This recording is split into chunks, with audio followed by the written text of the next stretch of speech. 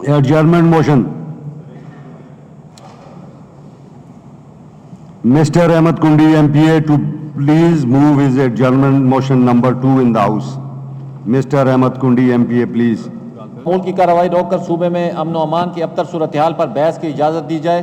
صوبے میں جاری ٹارگٹ کلنگ، بھتہ خوری، اغوا برائے تاوان اور دہشت گردانہ واقعات روز کا معمول بن چکے ہیں، جس میں نہ صرف ہمارے قانون نافذ کرنے والے جوان شہید ہو رہے ہیں بلکہ سرکاری املاک اور وطن عزیز کی ساکھ کو بھی ناقابل تلافی نقصان پہنچ رہا ہے.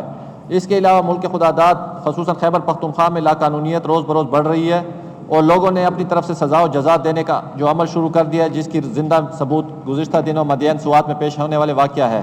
ان واقعات کے علاوہ عوام میں خوف و ہراس و بے چینی پائی جا رہی ہے. لہٰذا قاعدہ 73 کے تحت اس تحریک التوا کو تفصیلی بحث کے لیے منظور کیا جائے تاکہ صوبے کے موجودہ حالات کی بگڑتی ہوئی صورتحال پر نتائج حاصل تفصیلی بحث کی جائے.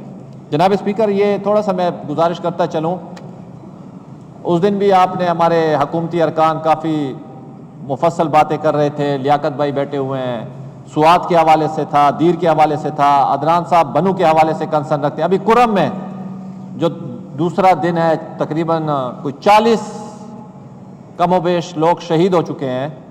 تو حالات جس طریقے سے جا رہے ہیں تو میرے خیال میں اس کے لیے کوئی ایک دن مقرر کیا جائے اور تمام ممبران چاہے وہ اس طرف بیٹھے ہیں یا اس طرف بیٹھے ہیں.